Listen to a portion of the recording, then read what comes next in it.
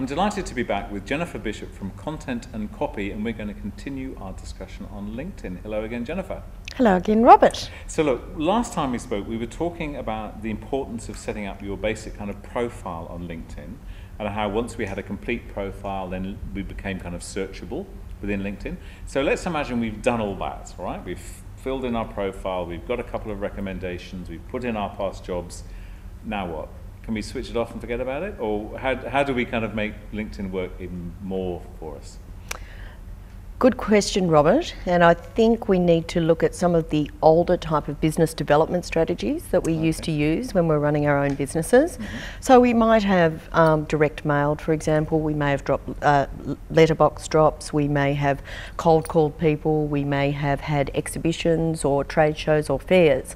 So what I'd like to see people doing, and what I help people with, is the transformation from the old type of business into a newer style of business, where we're communicating and networking online, but actually building our relationships online through a platform like LinkedIn. Okay, so we can still think about the activities. Direct mail, there's a kind of a LinkedIn version. Exactly. Events, there's a LinkedIn version. Exactly. I think I know where you're going. Okay. Also too, you can interact with LinkedIn in terms of the applications as well. So once you've got your LinkedIn profile set up, you may want to integrate some applications to make sure you've got a 360-degree online strategy happening for your business. Okay, give us an example. What's an application we might... Yep.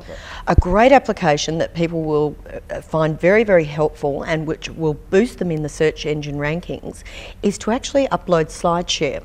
SlideShare is a very well search engine optimized application. Yep. Within SlideShare, you can upload PowerPoint or you can upload a video such as this. Okay. So you come to the LinkedIn person's profile and all of a sudden we start talking. We start talking about LinkedIn. Okay, so SlideShare is in some way linked to LinkedIn? It is. It's just an app. Okay. Yeah. So you've got an iPhone, you've got an app, you've got a LinkedIn profile, you've got apps. Okay. You can include up to 7 apps.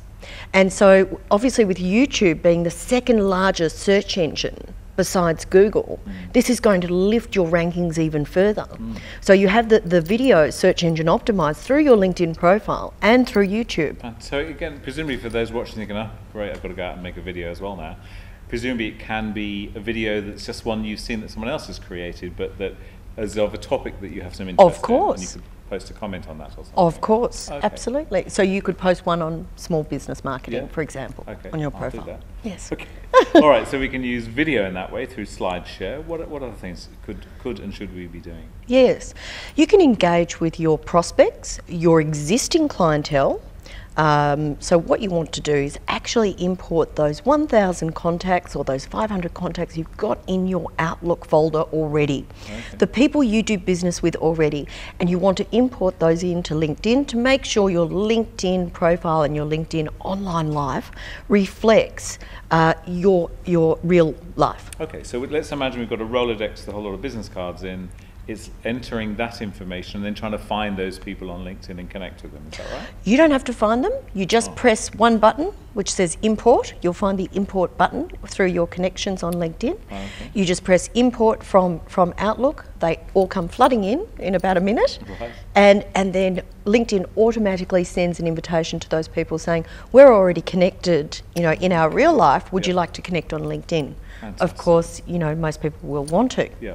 So all of a sudden you can go from 0 to 1,000 connections in a day just by making sure your external contacts are reflected in LinkedIn. What's more, you haven't got a load of business cards you're going to lose. You've got them all sorted out. Exactly. Okay, what about the whole topic of groups? I've seen that used a great deal. Should we be joining groups, starting groups, and if so, why?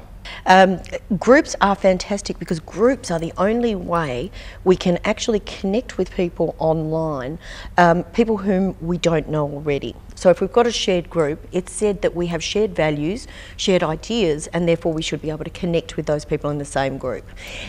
It also allows us to build a level of expertise, to add value, and to answer questions that people might have in our particular area. So for example, there might be, there'd be hundreds of thousands of questions on small business marketing. Within Flying Solo, you can pose those questions and ask for experts to answer those questions for you. Yeah. And when a person shows or demonstrates their expertise, they automatically drag people or attract people towards them inbound. Right, okay, fantastic. Jennifer, I know we could talk for ages, but again, you've given us some really good tips there. If you want to find out more, www.contentandcopy.com.au, or look out for you on LinkedIn, and your LinkedIn name is Jennifer Lee Bishop. Yes, I'm the Melbourne one, not the Sydney one. Okay, great. Jennifer, thanks very much for joining us. Thank you. Thanks, Robert.